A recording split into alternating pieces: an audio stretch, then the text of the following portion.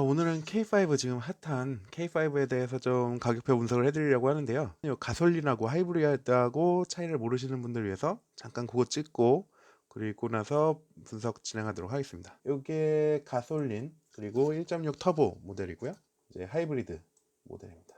결국에는 이 부분이 다르죠. 이 부분 요 범퍼 모양하고 뭐 샤크 모양이라 그러는데 가솔린은 헤드라이트 아래쪽이 좀 파고들었고요. 하이브리드는 이 그릴이 끝까지 쭉 뻗었습니다. 저는 개인적으로는 이 가솔린 모델이 훨씬 스포티하고 멋있어 보이는데 모르겠습니다. 이거는 뭐 어차피 호불호니까요. 이 아래쪽은 좀 하이브리드가 좀 더 모던해 보이기도 하고 게시판들에서는 가솔린 모델이 더 멋있다는 평이 일반적으로 좀 주류를 이루고 있는 것 같습니다. 가격표를 2.0 가솔린 기준으로 보여드릴 거예요. 어차피 가격표 구성이 2.0 가솔린에서 이제 하이브리드랑 1.6 터보가 조금 더 가격이 붙는 형태 정도의 차이이기 때문에 2.0 가솔린으로 먼저 보여드리고 그 다음에 맨 마지막에 거기에서 하이브리드와의 차이 정도 보여드리도록 하겠습니다. 제일 아래 트림인 트렌디 모델인데요. 2,395만 원. 2,400만 원 밑으로 나왔으면 이게 비싼 건지 싼 건지 좀 애매하지만 그래도 깡통이라는 거 생각하면 조금 비싸다는 느낌이 드실 수도 있어요. 주요 옵션 보시면 전방 충돌 방지 보조, 차로 유지 보조, 이 안전 운전 세트가 기본으로 들어갑니다. 좋죠. 요게 전방 충돌 방지 보조에 대한 설명인데 뭐 기본적으로 앞에 있는 사람 치지 않도록 하는 거. 제가 펠리세이드를 1년 정도 타고 있는데 이것 때문에 사고를 피했다고 느낀 게 한두 번 있긴 있어요. 뭐 경고가 울린 적은 뭐 여러 번 있고 한 번은 정말로 제가 앞을 보지 못하고 이제 사이드 미러 보면서 이제 옆으로 빠져나가려고 하다가 앞에 차가 갑자기 멈춰가지고 페리시드가 자동으로 멈춰주는 경우가 있었거든요. 이런 전방 충돌 방지 보조를 기본으로 넣어주는 거는 아주 잘했다고 보여지고요. 요거는 법적으로 빨리 의무화가 돼야 되지 않을까 싶습니다. 그리고 이런 거 차로 유지 보조 요거 뭐 그냥 그 차선 중간으로 계속 달리게 하는 기능인데요. 뭐 고속도로에서 쓸 뿐만 아니라 저는 그냥 일반 도로에서도 웬만하면 켜고 다닙니다. 스마트 크루즈죠. 스마트 크루즈를 켜서 차로 유지를 쓰면 옆에 뭐 버스나 트럭 같이 완전히 차선에 빡빡하게 가는 차가 옆에 있지 않으면 좋습니다. 그리고 이제 17인치 휠 들어가고 휠 한번 볼까요? 16인치 휠, 17인치, 18인치 휠, 그리고 1.0 터보에만 쓰이는 19인치 휠, 그리고 하이브리드 16, 17인치. 아, 안 돼. 16인치는 그냥 머리에서 아예 지우십시오. 17인치, 18인치, 뭐 19인치 이것만 보시면 됩니다. 16인치는 머릿속에서 지우셔도 되겠습니다. 그리고 LED 헤드램프 기본으로 LED 헤드램프가 들어가네요. 그리고 오토라이트나 DRL 같은 거 기본으로 들어가요. 뭐 중급이니까 DRL 정도는 요 라인 같은 경우에는 기본적으로 들어가죠. 아반떼급 같은 경우에는 여기가 낮은 트림은 그냥 플라스틱 처리되는데 그래도 기본적으로 들어가긴 합니다. 근데 이따가 보여드리겠지만 조금 옵션 넣으면 달라지는 부분이 있어요. 그리고 앞유리가 이중 접합 유리 들어가네요. 소음 방지 MVH에 신경을 좀 썼다는 얘기고요. 인조 가죽 시트 그랜저급이 아닌 이상 뭐 인조 가죽 시트로 시작하는 건 어쩔 수 없죠. 인조 가죽 시트가 처음에는 뭐 나쁘지 않고 뭐 관리하기도 괜찮은데 문제는 이제 몇 년 타면 좀 반질반질해지는 그런 문제가 있습니다. 천연 가죽 시트를 타지 않아 보신 분들은 사실 처음부터 인조 가죽 시트 타시면 거부감은 없으실 것 같아요. 그리고 앞좌석에 열선 들어가고 기어가 기본적으로 다이얼 기어가 들어갑니다. 그리고 이 좋은 거 있죠. EPB 전자 파킹 브레이크 다이얼 기어 이렇게 들어가고요. 이 아래쪽에 살짝 보인 그 손 밑에 살짝 보이는 전자 파킹 브레이크 오토홀드 보입니다. 기어봉을 좋아하시는 분들이 많긴 할 거예요. 근데 요즘 트렌드가 또 버튼식, 또 다이얼식 많이 쓰는 상태니까 아무래도 공간 활용도 그렇고 디자인적으로도 그렇고 펠리세이드 같은 경우에는 약간 손 위치보다 더 앞쪽에 기어 버튼이 있어가지고 조금 불편하고요. 그랜저 페리를 타보니까 그거는 완전히 그냥 손에 편하게 소파에다가 기대 놓는 상태로 해도 손이 딱 버튼 위에 올라가더라고요. 그래서 버튼식 기어도 이 정도면 굉장히 쓸만한데 느낌이 들었어요. 마치 기어봉 위에 손 놓듯이 그냥 팔을 편하게 옆에 오른쪽에다 놓으면 이제 손끝에 버튼이 닿는 버튼식 기어가 닿는 그런 형태고, 이제 다이얼 기어는 버튼식 기어보다는 오작동이 좀 적죠. 그냥 버튼식 기어는 가끔 당황할 때 뭐 P 버튼 눌러야 되는데 R 버튼 누른다든지 그런 게 좀 있거든요. 평소에는 뭐 거의 키보드 자판 안 보고 치듯이 그 버튼을 누르는데 가끔 당황할 때는 잘못 누를 때가 있어요. 근데 다이얼 기어는 사실 왼쪽 오른쪽 돌리고 하는 거는 잘못 조작하기가 힘들죠. 그래서 아마 좀 더 안전성이 높을 것 같고요. 기아는 다이얼, 현대는 버튼신을 지금 밀고 있는 상태입니다. 그 트렌드에 있을 거 다 있어 보여요. 옵션이 기본적인 옵션들이 다 들어가 있어 보이는데, 이번 뭐 기아가 요즘에 다 그런데 하위 트림부터 상위 트림까지 대부분의 그냥 사람들이 선호하는 옵션을 선택할 수 있게 해놨잖아요. 보시면 트렌디에서 선택할 수 있는 옵션이 엄청 많아요. 이거 다 넣으면 700만 원이 들어갑니다. 보시면 버튼 시동, 뭐 스타일, 컴포트, 드라이브 와이즈, 10.25 유보 내비, 그리고 이건 뭐 HUD라 부르나요? 휴드인가 허든가? 저는 그냥 예전부터 그냥 휴드라 불러가지고 휴드. 크렐 스피커, 스마트 커넥트, 보조 배터리. 이거 하나씩 어떤 것들인지 좀 보셔야 감이 잡히실 것 같아요. 버튼 시동 팩은 이건 뭐 필수적인 거죠. 버튼 시동하고 스마트 키 들어가고요. 스마트 키가 예쁘게 나왔어요. 그 일반 현대차의 그런 스마트 키랑은 다르게 K3에도 아마 쓰였던 것 같은데, 이 스마트 키 옆쪽에 버튼이 있습니다.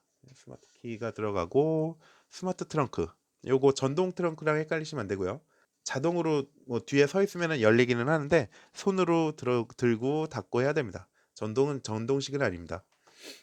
좀 없어 보이긴 하죠, 요즘은. 그냥 차 뒤로 지나서 걸어갈 때 열린다든지 가끔은 불편할 때도 있어요.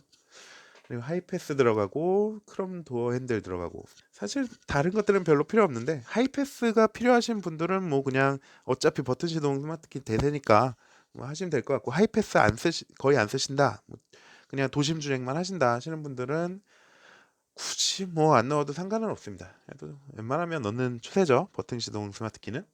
스타일 옵션 보시면 이것도 제가 필수라고 적어놨는데, 18인치 휠에 피렐리 타이어.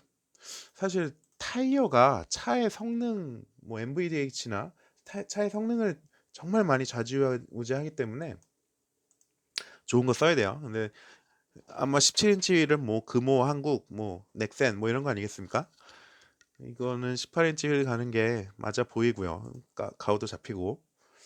그리고 이 아까 기본적으로 여기 헤드램프가 LED 헤드램프였는데 프로젝션 LED 헤드램프가 들어가요. 근데 사실 이거는 뭐 별로, 어차피 LED 헤드램프면 색깔도 하얗고 뭐 이쁘고 둘 다 괜찮아요. 근데 여기가 요 LED 방향 지시등, 이게 핵심이에요. 어떻게 보면 이 옵션, 스타일 옵션에서 보시면 스타일 옵션이 안 들어간 거고요. 스타일 옵션이 들어간 겁니다. 차이가 확연히 보이시나요? 뭐 램프는 둘 다 이뻐요. 둘 다 이쁜데 이 아래쪽, 그 램프 아래쪽에 벌브형 방향지시등이 들어가죠. 벌브형 방향지시 들어가느냐, 아니면 이 오른쪽 아래처럼 DRL에서 그 방향지시등이 표시되느냐, 이거 차이 크죠. 사실 운전하는 사람은 몰라요. 근데 외부에서 보기에는 이거 간지가 장난 아닙니다. 그밖에 브라운 인테리어도 봤는데 고급스럽고 괜찮더라고요. 천연 가죽이 아니라서 나중에 한 2, 3년 지나면 어떻게 될지 모르겠는데, 저라면 지금 산다면 브라운 인테리어 살 것 같아요. 컴포트 옵션 95만 원, 조금 비싼 옵션인데요. 보시면 내용이 앞좌석 파워시트 뭐 이런 거 별로 필요 없고요. 동승석 워크인 디바이스, 이게 종종 필요해요. 워크인 디바이스 뭐 대부분 아시겠지만 이런 거예요. 그 보조석 옆에 뭐 앞뒤로 움직일 수 있게 이렇게 버튼이 달려 있잖아요. 그래서 뭐 뒷좌석에 와이프가 탄다든지 할 때 이제 운전석에서 이제 조정하기 편한 거죠. 이게 워크인 디바이스가 없는데 보조석이 전동식이다, 뭐 이러면 진짜 운전석에서 어떻게 움직일 수가 없잖아요. 이건 진짜 다 받고, 차라리 워크인 디바이스가 없으면 보조석이 수동으로 움직이는 게 차라리 낫습니다. 그러면은 이제 몸 기울여 가지고 보조석 아래쪽에 있는 레버 당겨서 앞으로라도 할 수 있는데 그것도 잘 안 되죠. 졸라 끙끙대야 되는데, 이게 워크인 디바이스가 뒷자리에 누구 많이 태울 일 있을 때, 그럴 때는 상당히 유용한 그런 옵션이 되겠고요. 그리고 뒷좌석 열선, 뒷좌석 USB 급속 충전 되고요. 스키스로 있고, 앞좌석 이중 접합 글라스. 이거 앞좌석에 이중접합 글라스까지 넣어줘요. 이거 그랜저 페리 전에는 그랜저 최고 트림에 들어가던 거거든요. 여기에 플러스 뒷좌석 열선 중요하죠. 아이가 하나 있으신 분들은 카시트를 뒷좌석에 하고 그 옆에 와이프분이 타세요. 그러면은 열선 없으면 안 되죠. 특히 여성분들은 몸이 차가우면 안 되기 때문에 이 뒷좌석에 열선 있는 거 중요합니다. 그리고 요즘 세상에 급속 충전도 없으면 안 되고요. 그래서 아이가 둘이 있으면 뒷좌석에 열선 쓸 일도 별로 없고, 아이가 카시트를 안 쓰면 몰라도, 이제 중학생 고등학생 되면 몰라도, 그렇지 않은 이상은 아이가 하나 있으신 분들은 와이프가 뒤에 타기 때문에 이 컴포트 옵션이 필수입니다. 드라이브 와이즈 옵션, 요거는 사실 현대기아차 사면서 드라이브 와이즈를 안 넣는 게 말이 안 되는 거죠. 75만 원밖에 안 하는데 스마트 크루즈가 들어가니까요. 요거 안 쓰신 분들은 뭐 현대차 어떻게 믿냐 모르겠지만, 저는 스마트 크루즈 한 3년 이상 쓰고 있고 정말 편하다고 생각을 하고 있고요. 이거 한번 쓰다 보면은 이제 엑셀 밟고 브레이크 밟는 게 그렇게 발목이 아플 수가 없습니다. 계속 주구장창 쓰게 돼요. 뭐 딴 차가 끼어들거나 그럴 때만 브레이크 좀 밟아주고. 그 시내에서도 잘 씁니다. 전방 충돌 방지에 이거 기본적으로 있는 거에다가 이제 기능이 추가되는 거죠. 그 교차로 대항차.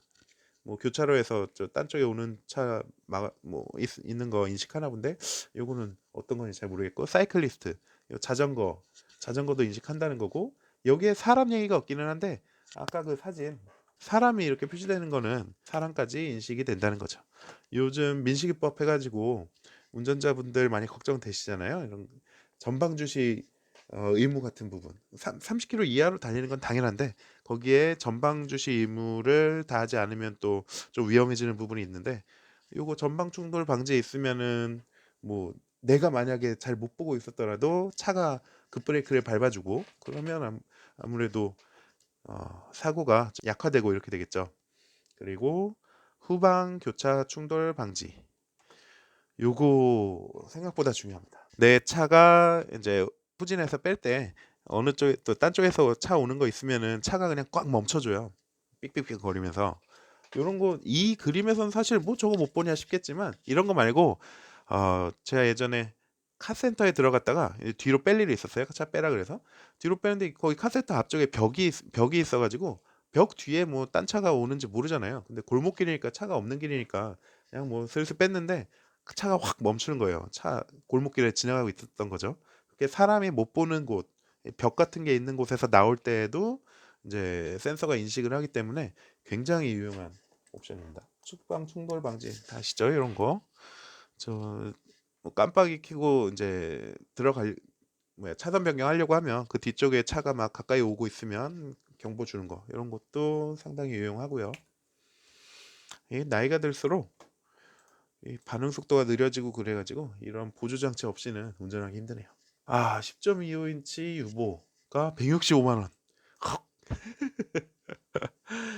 이거 트렌드 지금 고민하시는 분들은 가격 싼 거 웬만하면 그냥 깡통 사가지고 그래가지고 타시겠다 싶으신 분들인데, 165만 원짜리 옵션을 떡하니. 근데 이게 또 트렌디에는 필수예요. 뭐냐, 10.25인치 내비 들어가고 뭐 K5, 뭐 요즘 현대기아차 다 최소한 10인치 10.25인치 들어가고 있죠.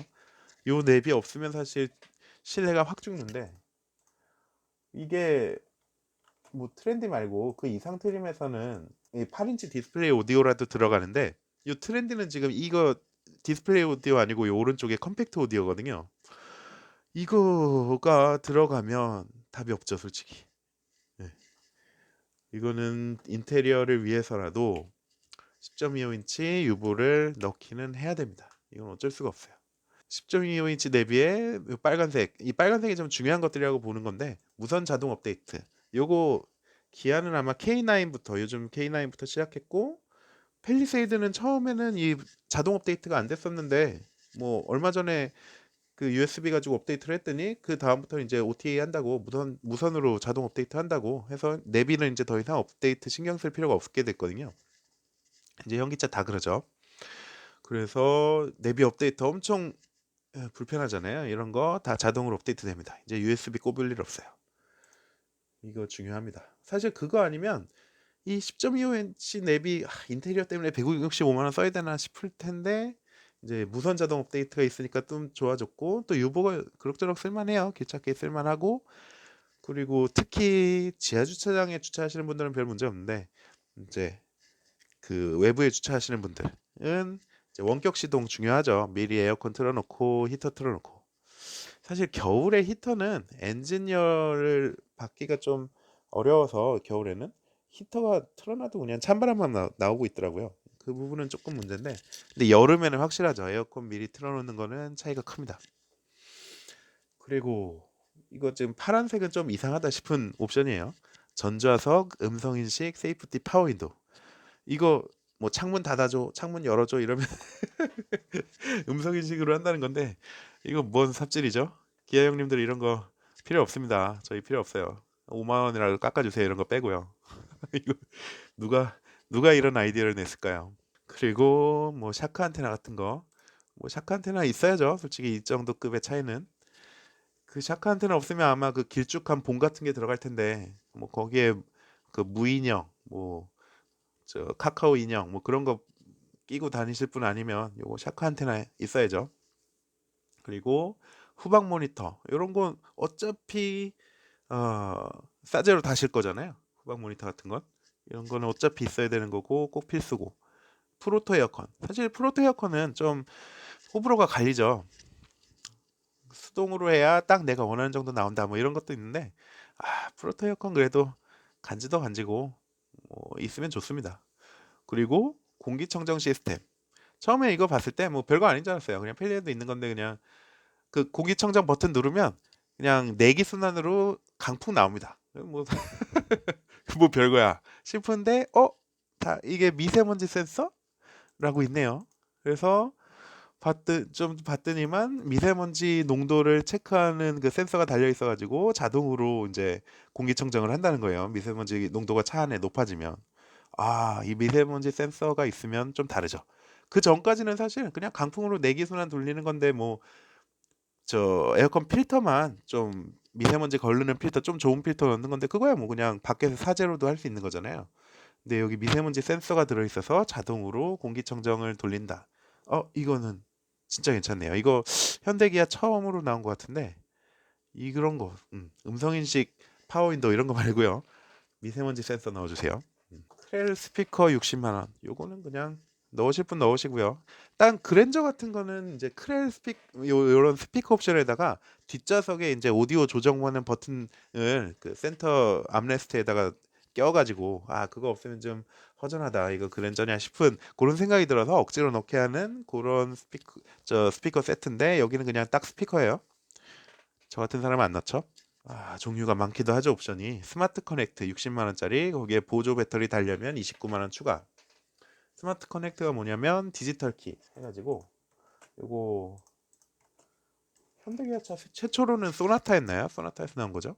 핸드폰을 가까이 대면은 이제 스마트 키 없이 그냥 핸드폰만 있으면 문이 열리고 운전할 수 있는 스마트 키를 안 갖고 다녀도 되는 결론적으로 이런 게 이제 디지털 키고 그리고 핸드폰 배터리가 없으면 어떡하냐? 안 되죠.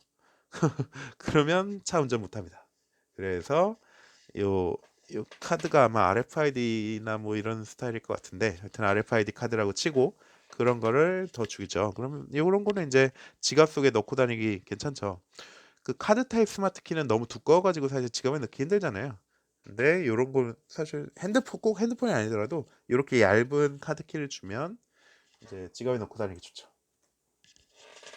그리고 터치 타입 도어 핸들 이것도 저는 뭐 처음 보는데 요즘 뭐 다른 차종도 적용은 됐긴 했을 텐데 그 스마트 키를 가지고 있을 때 도어에 있는 까만 버튼이나 뭐 하여튼 도어에 있는 버튼을 눌러야 열리잖아요. 눌러야 이제 잠금이 풀리고 그 다음에 당겨서 열잖아요.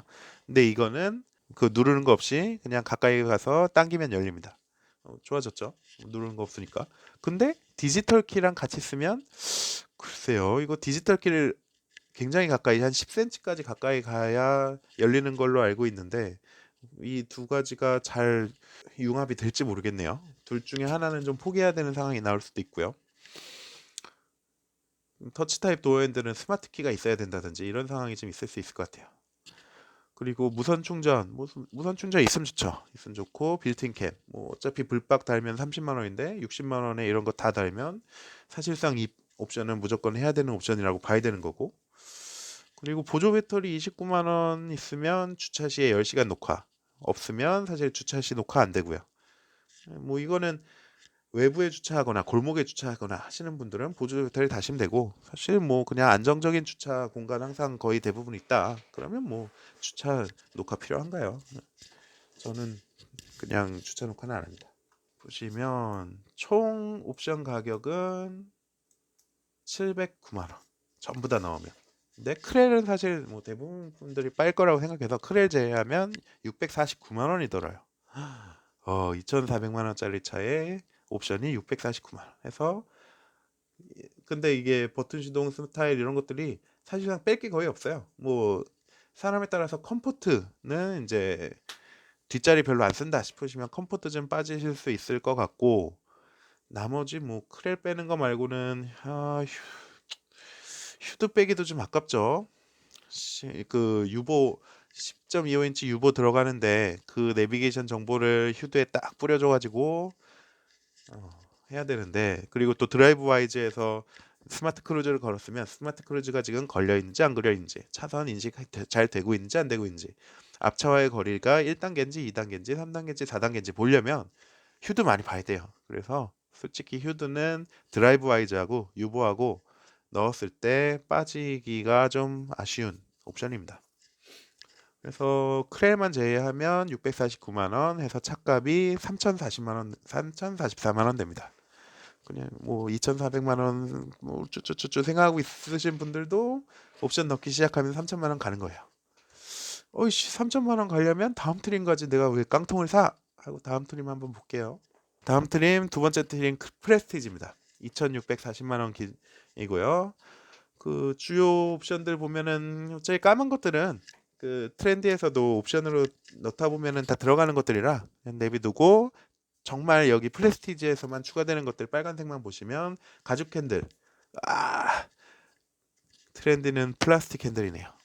이거 참기 좀 힘들죠. 근데 뭐 가죽 플라스틱 핸들이라도 그 핸들 커버 씌우면 되잖아요. 뭐 그거는 뭐 전자식 룸미러 뭐 있으면 좋죠. 뒤에서 쌍라이트 켜고 막 그럴 때 그냥 눈 별로 안 보시고, 나머지는 다 들어가는 거고. 열선 핸들 이게 다 마찬가지죠. 플라스틱 핸들에 열선 핸들 못 넣는 것 같더라고요. 예. 가죽 밑에 열선 깔아야지 플라스틱 밑에 깔면 뭐 열 전달이 되겠습니까? 그래서 가죽 핸들 열선 핸들이 들어간다 정도고, 뭐 솔직히 가죽 열선 핸들에 돈을 더 써야 되나 싶어요. 그죠? 트렌디의 옵션 조금 빵빵하게 넣어서 3천만 원 하면 될 것 같은데, 근데 만약에 현대차의 내비를 전혀 안 보신다, 그리고 뭐 원격 시동 같은 거 안 하신다 하면 프레스티지에서 유보를 빼는 것도 나쁘지는 않아요. 보시면 이 오른쪽에 컴팩트 오디오는 도저히 못 볼 디자인이지만 왼쪽에 8인치 오디오 보시면 그럭저럭 쓸만합니다. 10.25인치에 비할 바는 아니지만 그럭저럭 쓸만해요. 그래서 난 내비는 그냥 팀에포지 절대 차 내비 안 쓴다, 원격 시동 안 한다 하시는 분들은 프레스티지에서 유보를 빼는 것도 뭐 하나의 방법이기는 해요. 트렌디에서는 절대 빼시면 안 됩니다. 유보는 트렌디에서는 절대 빼시면 안 돼요. 컴팩트 오디오 눈 뜨고 봐줄 수가 없습니다. 저 컴팩트 오디오 볼 때마다 내가 왜 그때 유보를 안 했나 땅을 치시고 후회하실 거예요. 어쩔 수가 없습니다. 저거는. 옵션 여전히 많죠. 전체 다 하면 679만 원이에요. 보시면 스타일 다 똑같은데 뭐 컴포트랑 유보가 좀 싸졌어요. 기본적으로 프레스티지에 들어가는 항목들이 있다 보니까 좀 싸졌고, 그리고 아 근데 여기서 이 프레스티지를 가야 될 이유가 하나 생겼네요. 파노라마 썬루프. 여기 프레스티지부터 할 수 있죠. 120만 원. 파노라마 썬루프 솔직히 꼭 있어야 되나 싶기는 한데, 그래도 또 K5 이 차종의 스타일상 썬루프가 또 없으면 좀 아쉬워요. 썬루프가 없는 차는 이쪽 보시면 요런데, 그리고 요런데 지금 하이그로시 들어가 있잖아요. 이런 데가 플라스틱이라고 하더라고요. 근데 하이그로시가 자동 세차 돌리면 이거 다 기스나거든요. 다 기스나요. 사실 여기 뒤에도 하이그로시 돼 있는데 이런 거 다 전시장 가보면 벌써 기스가 쫙쫙 났어요. 이거 걸레로 슉슉슉 닦았나 봐요. 이거 하이그로시를 외부에 쓰는 건 진짜 기아가 하이그로시를 왜 이렇게 좋아하는지 모르겠어요. 내부에 쓰는 것도 거시기한데 이 외부에 쓰니까 이거 자동 세차 돌릴 수 있을까 걱정이 됩니다. 파노라마 선루프를 넣지 않으면 이 부분이 하이그로시가 아니라 플라스틱이 들어가는데 어찌 보면 그게 더 나을 수도 있습니다. 금액을 계산을 해보면 크레를 제외하고 그리고 차값을 더하면 3,259만 원 해서 215만 원이 올라갑니다. 215만 원이 올라오고 차이는 여기 빨간색으로 보이는 것들 핸들, 가죽 핸들, 열선 핸들, 전자식 룸미러, 뭐 파노라마 선루프 이 정도 차이예요. 여기에 215만 원을 쓸 가치가 있느냐 없느냐를 가지고 판단을 하시면 됩니다. 팟선이 애매하죠. 팟선 이게 여름에는 또 좀 더워요. 덥고 낮에는 또 못 열어놔요. 햇빛 들어와서. 좀 밤에는 열어놔봤자 잘 안 보이죠. 겨울에는 약간 추운 느낌이 있고요. 그래도 이게 뒷좌석에 앉은 사람들은 이제 많이 탁 트인 시야 때문에 시원한 느낌이 들고 그리고 차 안이 좀 밝아요. 화사하죠. 그래서 썬루프를 많이들 하시고 게다가 중고 팔 때도 썬루프는 제값 다 붙는다고 하잖아요. 내비게이션이랑 더불어서. 그래서 제가 보기에는 같이 그만큼 215만 원 같이 하는 것 같은데 조금 애매합니다. 아끼고 싶으면 그냥 저 트렌디에 옵션 가득 채워 타는 게 맞는 것 같아요. 3천만 원 괜찮죠? 다음은 노블레스 트림. 요 세 번째 트림이고요. 2,835만 원입니다. 보시면 전방 주차거리 경고 뭐 이런 거 필요하죠. 근데 이제 노블레스부터 사실 진짜 옵션들이 들어갑니다. 12.3인치 슈퍼비전 클러스터. 이거 글쎄요. 이거 포기하실 수 있으실까요? 저 같으면 포기 못해요. 이거 바늘 나오는 거랑 이거랑은 완전히 차이가 크죠. 저도 전시장 가서 봤는데 뭔가 시원한 느낌 들고 정말 좋습니다. 그런데 이게 이 뭐 디자인도 굉장히 뭐 사실 몇 년 전에 아우디는 이제 내비게이션을 막 이렇게 보여주잖아요. 그 수준까지는 못 가지만 그래도 이게 굉장히 있어 보이는 이건 사실 12.3인치 계기판 저는 이전의 차들에서는 뭐 그냥 7인치 뭐 그런 거 들어가 되지 않나 싶었는데 이 K5는 디자인을 이쁘게 해놨네요. 물론 옵션에서 뭐 그냥 일반 바늘 같은 것도 할 수 있고요. 그리고 인조 가죽 감싸기, 크러쉬 패드랑 도어 센터 부분. 이 뭐 한마디로 보조석 앞쪽하고 이제 그 도어 쪽하고 도어 안쪽하고 이런데 가죽이 들어간다는 건데 이것도 사실 어느 정도 고급감 주려면 무조건 있어야 되는 거긴 합니다. 저는 굉장히 중요하게 봐요. 그리고 우드 그레인. 뭐 우드 그레인 뭐 좀 노티나는 거 아니야? 뭐 별거 아니지 싶지만 저는 깜짝 놀랐어요. 저 진짜 보고 깜짝 놀랐어요. 이 우드 그레인 여기 있잖아요. 이런 거 우드 그레인 이거 사진으로도 멋지죠. 이거 실물 보면 훨씬 좋습니다. 재질이 깜짝 놀랐어요. 저는 그래서 그 같이 갔던 사람한테 야 이거 리어루드잖아. 이거 제네시스에 쓰이는 리어루드 같은데 막 그런 얘기를 했거든요. 근데 나중에 가격표를 보니까 에이 우드그레인이래요. 깜짝 놀랐습니다. 야 현대기아차가 우드그레인이면 아마 플라스틱일 텐데 플라스틱을 진짜 나무처럼 만들었어요. 놀라운 이 내장 기술은 정말 놀랍습니다. 요 뭐 운동 성능이나 이런 차의 기본적인 이런 품질이나 이런 거는 모르겠지만 이런 내장 기술은 정말 놀랍게 발전했습니다. 이게 아마 K9에 쓰인 거랑 같은 거라는 얘기가 있더라고요. 그래서 저는 예전에 K9 봤을 때 당연히 이거 리어루드지 싶어서 그냥 뭐 저는 사실 K9을 뭐 살 건 아니었으니까 뭐 가격표를 안 봤으니까 근데 아마 지금 생각해 보면 우드 그레인이었을 것 같아요. 대단합니다. 이렇게까지 만들어내다니요. 우드그레인의 질감을. 색감이 중요한 게 아니고 펠리세이드는 되게 실내 예쁘잖아요. 베이지 실내. 그거에 나무결 되게 이쁘잖아요. 그거 시트지거든요. 직접 보면 좀 반들반들하고 만지면 이거 시트지네 하는데 이건 만졌을 때 리오루드예요. 깜짝 놀랐습니다. 이거 저는 12.3인치 계기판보다 더 중요해요. 이거는 없으면 안 돼요. 이거 없으면 어떻게 되느냐? 요거. 이 회색 플라스틱이 들어갑니다. 저 우드그레인 대신에. 이거는 답도 없어요. 이건 아닙니다. 이건 아니에요. 우드 그레인 무조건 들어가야 돼. 사실 지금까지 트렌디 프레스티지 보신 거 거의 뭐 괜히 보셨다 싶으실 겁니다. 슈퍼비전 클래스터하고 우드 그레인 이 두 가지로 사실상 게임 끝이에요. 그리고 블랙 하이그로시를 도어 인사이드에 넣었다. 에잉? 하여튼 기아는 왜 이렇게 하이그로시를 좋아할까요? 요런데 하이그로시를 넣었다는 건데 모르겠습니다. 하이그로시 아닌 차종을 실물을 못 봐가지고 얼마나 뭐 쓸지 모르겠지만 뭐 그냥 무광 플라스틱이겠죠? 하이그로시는 이런데도 그렇고 지문이 덕지덕지 저 여기 손이 항상 있는 곳이잖아요. 거기를 하이그로시를 해놓으면 지문이 맨날 찍혀 있어서 그 관리 어떡하나요? 기아는 조금 그런 부분을 생각을 좀 해주셨으면 좋겠고 뭐 뭐 깨끗하게만 관리하시면 하이그로시가 이쁘기는 하죠. 그리고 서라운드 뷰까지 들어가요. 기본으로. 이거 기본 100만 원짜리 옵션이죠. 서라운드 뷰 들어가고 혹시 모르시는 분 있으실 테니까 요거 지금 이거는 사진 못 구해가지고 소나타 건데 뭐 다 똑같습니다.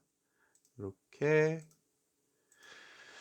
이 차 주변의 모습을 다 뭐 하늘에서 보는 것처럼 보여주는 거. 이게 또 간지도 간지지만 실용성이 굉장히 좋고 이 K5가 지금 그 페리 전 IG와 거의 사이즈가 비슷하기 때문에 이거 서라운드 뷰 특히 도시에 사시는 분들 주차할 데가 없고 막 그런 분들은 이거 필수입니다. 필수. 골목 같은 데 주차해야 되고 이럴 때 가게 앞에 주차해야 될 때 필수입니다. 후측방 모니터 뭐 이건 후측방 모니터 이거는 완전히 그냥 간지용이에요. 간지용.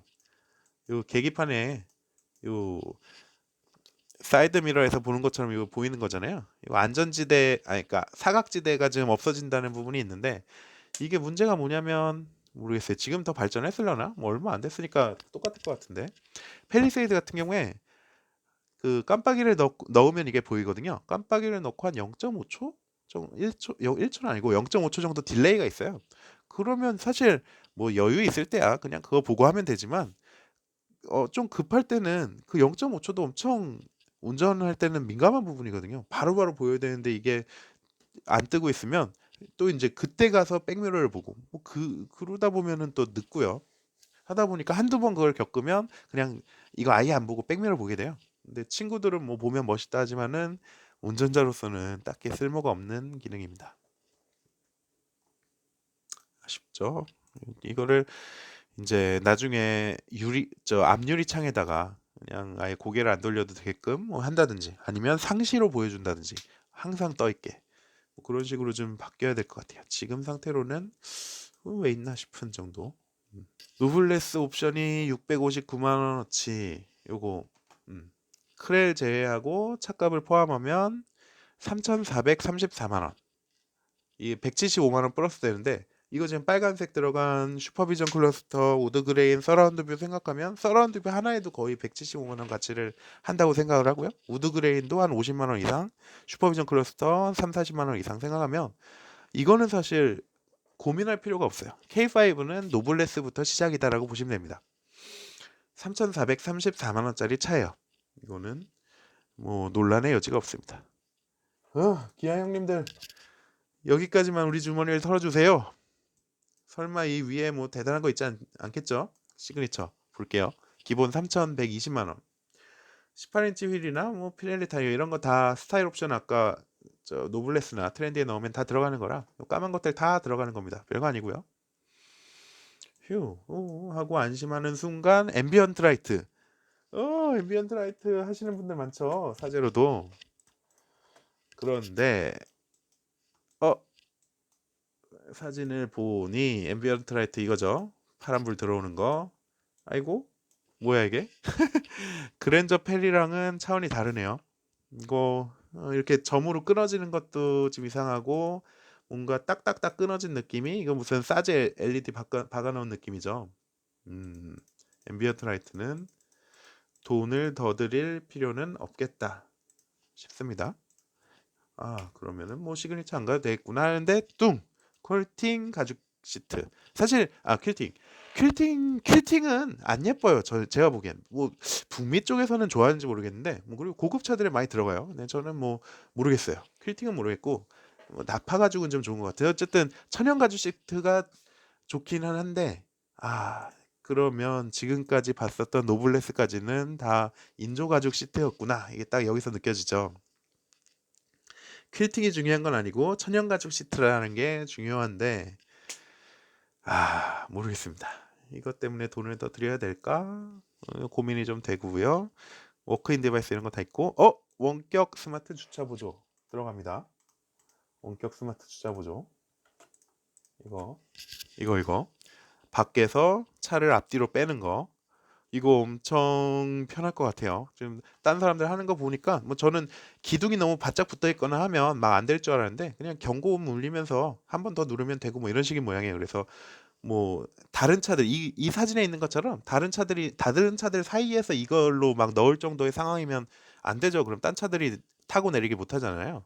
그런데 기둥 한쪽으로 붙는다. 좀 그러니까 운전석 쪽에 기둥으로 붙는다. 뭐 이럴 때 운전석에서 내린 다음에 기둥에 붙여서 차를 딱 뒤로 주차를 시키면 그리고 나중에 나올 차 뺄 때도 쫙 뺀 다음에 타면 이거 엄청 편하죠. 펠리세이드 얘기 들어있어야 되는데 주차할 때마다 죽겠습니다. 이게 들어가네요. 특히 아이들 있으신 분들, 아이들 카시트에 태울 때 요거 하면 아이들이 좋아 죽겠죠. 앞뒤로 막 차가 움직이면 안에서 막 로봇가 조종한다 그러고 하면은 좋아 죽습니다. 그리고 메모리 시트가 들어가네요. 메모리 시트. 이거를 이전 트림에서 옵션에도 안 넣어줬다니. 이거는 조금 옵션 장난질인데 뭐이 정도는 그럴 수 있다고 치죠. 메모리 시트. 이 메모리 시트 그 와이프분하고 번갈아 가면서 타시는 분들은 필수예요. 이거는 뭐 누구 2인 이상 같이 운전한다 하면은 뭐 고민 없이 시그니처로 오시면 되고요.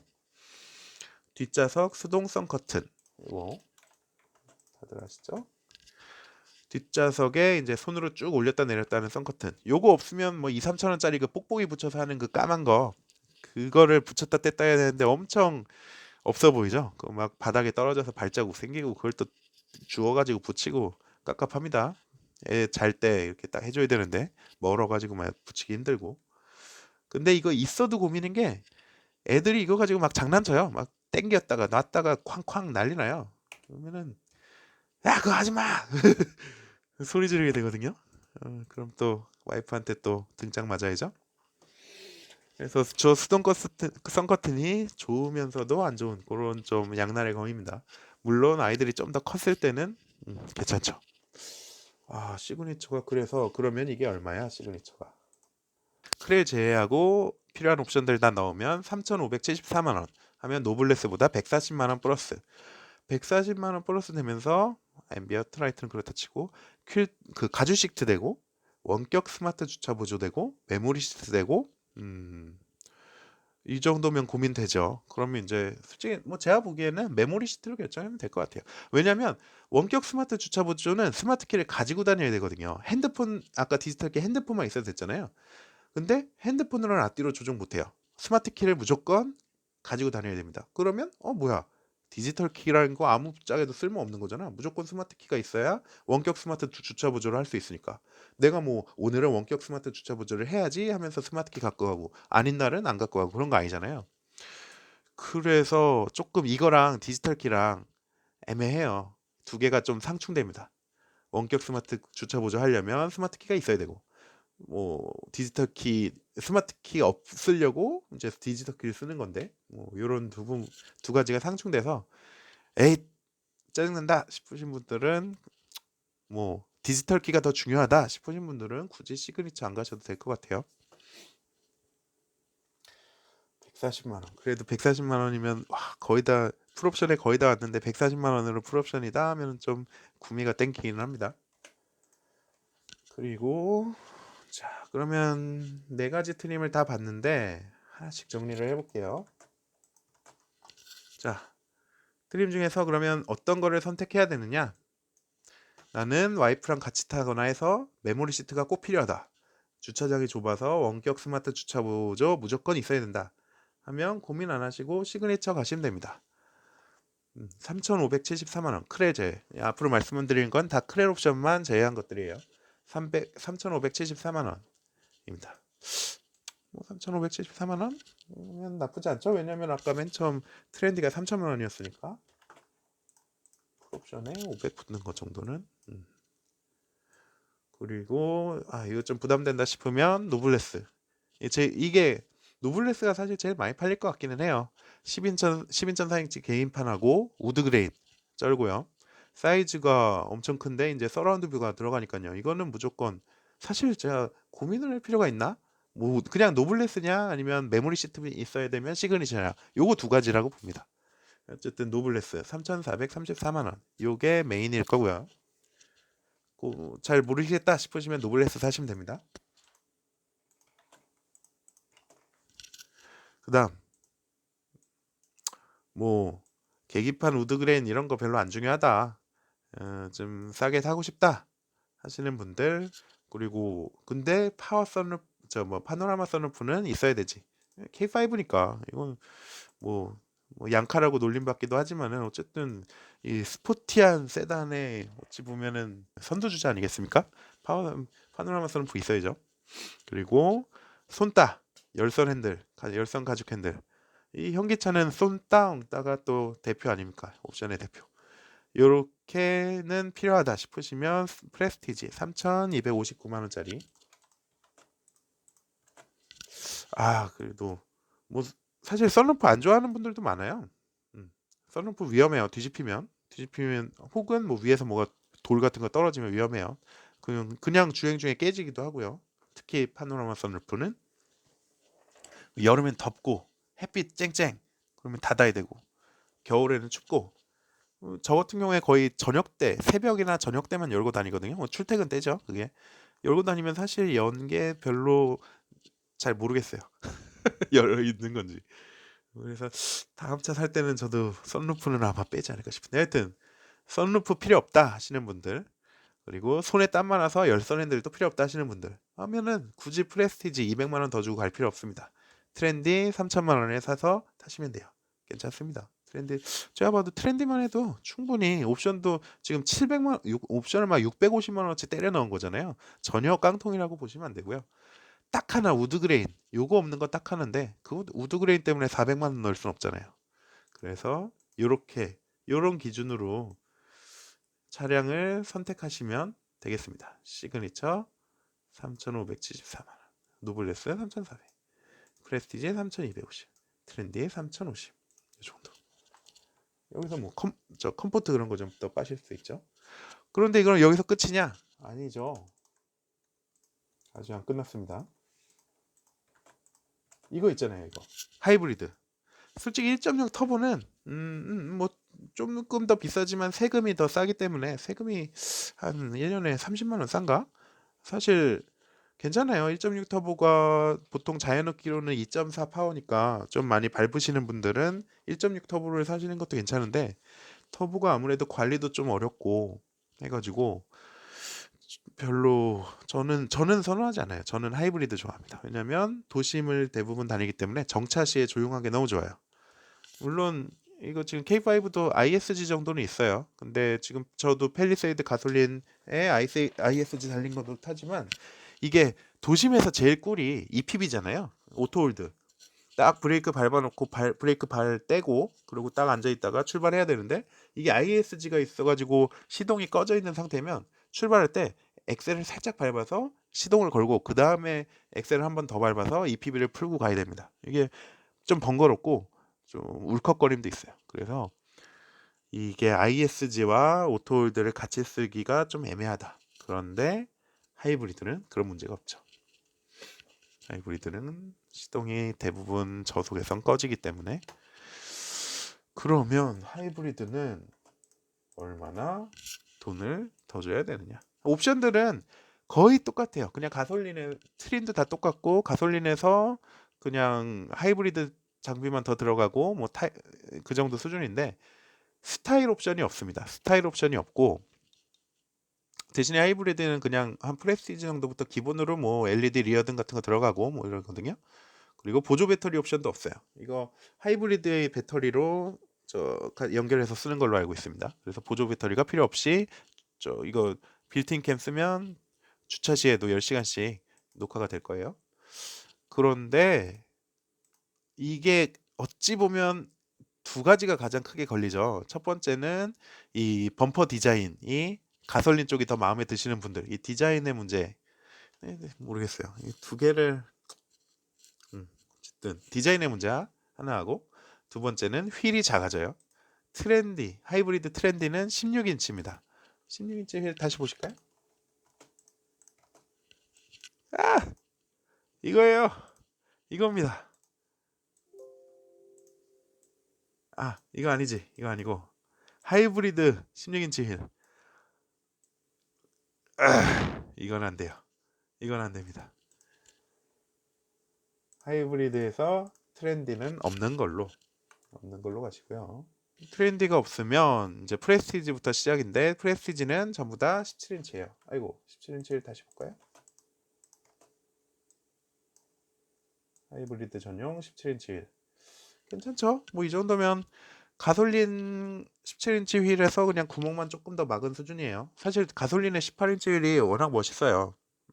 멋있고, 저기 19인치 휠은 약간 오버스럽기는 한데 18인치 휠이 사실 타이어가 살짝 두꺼운 느낌이 나요. 그거는 모르겠어요. 차가 커졌는데 휠 아치가 커서 그런 건가? 하여튼 18인치가 생각보다는 안 커 보이는데, 하여튼 디자인은 정말 멋지고요. 근데 17인치 휠도 볼만합니다. 이 정도면 참을만 하죠. 그리고 내년부터 원래 140만 원 할인이었는데, 내년부터 2020년부터는 취등록세가 하이브리드 90만 원 할인됩니다. 뭐 한마디로 그냥 차값에서 90만 원 빼준다고 보시면 돼요. 취등록세 7% 내는 건데 거기에서 90만 원 빼주니까요. 조용하고 ISG 이질감 없고. 하이브리드. 그러면 하이브리드 좋은 건 알겠는데 얼마나 더 돈을 내야 되느냐, 그게 핵심이죠. 보시면 자, 시그니처 제일 비싼 모델 시그니처에다가 클레리랑 솔라루프, 이거 뭐 아무도 안 하시죠? 150만 원인가? 그거 뭐 연비 조금 올리겠다고. 게다가 우리나라 뭐 지하주차장 이런 데 세워놓으면 사실 햇빛 볼 일도 없어요. 클레라고 솔라루프 제한 옵션으로 보면 뭐 파노라마 선루프 탕이 들어가고요. 3,400이 차값이고, 옵션 425만 원 하고 90만 원 취등록세 뺀다 치고 하면 3,735만 원 하면은 시그니처 가솔린 2.0에 대비해서 161만 원이 높습니다. 그런데 어라? 원격 스마트 주차 보조가 없어요. 이거 가솔린 시그니처에 들어갔던 거죠. 하이브리드용 원격 스마트 주차 보조는 아직 개발이 안 됐습니다. 생각해 보면은 오히려 하이브리드가 원격으로 시동 건 다음에 앞뒤로 빼는 거 모터로 움직이면 더 쉬울 것 같은데, 이게 안 되는 건 조금 이해가 안 되더라고요. 넥소에도 이미 있고 한데, 어쨌든 개발이 안 됐다고 하니 뭐 거짓말일 리는 없고요. 뭔가 문제가 있겠죠? 하이브리드에 플러스 161만 원. 노블레스에 마찬가지로 계산해 보면 3,600만 원에서 166만 원이 플러스 된다. 노블레스 가솔린에 비해서. 또 프레스티지 가솔린에 비해서 136만 원. 어라? 얘는 조금만 더 해도 되네? 뭐 딱히 가솔린 프레스티지보다 딸리는 것도 별로 없는데, 뭐 끽해봐야 휠 18인치에서 17인치 간 거 정도인데, 딴 거보다 좀 더 가격 차이가 적네요. 프레스티지 고르시는 분들은 하이브리드 강력하게 생각해 보시고요. 그래서 그러면 130만 원에서 160만 원 더 주고 하이브리드 살만한가? 네, 살만하죠. 아까 그런 조용함이나 뭐 이거 하이브리드가 파워도 상당합니다. 사실 2.0 가솔린, 소나타 2.0 가솔린 힘 딸린다고 얘기 많죠. K5 당연히 똑같을 거고요. 오히려 더 심할 수도 있어요. 이거 차가 커가지고 아마 중량도 더 나갈 것 같은데요, 소나타보다. 그러면 뭐 말 안 해도 소나타보다 안 좋을 거 뻔하죠. 그러면 터보 아니면은 하이브리드 사야 되는데, 터보냐 하이브리드냐 해서 저는 하이브리드 선호하고요, 조용하니까. 그러면 130만 원에서 160만 원, 어디 보자. 연비를 봅시다. 2.0 가솔린 다 18인치 기준으로 뽑았으니까 우리 견적 뽑는 거를 연비가 12.7km입니다. 하이브리드 17인치 연비는 18.8km. 우와! 한 50%가 차이 나요. 깜짝 놀랐습니다. 18.8kg면 거의 니로 17인치. 예. 아, 그렇지. 니로 17인치가 한 19.5였나요? 연비가? 하여튼 니로 수준이네요. 이 큰 차가. 그러면 1년 동안에 15,000km 뛰신다고 치면 그러면 기름값 1,500원일 때 1년에 기름값 가솔린은 177만 원, 하이브리드는 120만 원, 57만 원 차이. 이거 130에서 150, 160만 원 3년이면 꼬도 남네요. 아, 보통 5년 타시잖아요. 5년 이상 타시는 분들도 많고요. 그러면 무조건 하이브리드죠. 하이브리드가 괜히 인기 있는 게 아니에요. 인기 있을 수밖에 없죠. 이거 혜택 줄어들기 전에 빨리빨리 사세요. 21년에는 저 90만 원 할인하는 거 40만 원으로 줄어듭니다. 그래서 결론은 K5는 범퍼 저 부분하고 휠 작은 것만 참으실 수 있으시면 하이브리드 사시라. 그리고 웬만하면 노블레스 이상을 사시라. 메모리 시트 필요하면 시그니처 사시라. 뭐 요 정도로 정리할 수 있겠습니다. 네, 감사합니다. 그럼 다음 아마 그랜저 페리 가지고 한 번 더 찾아뵙도록 하겠습니다. 예, 좋은 밤 되세요.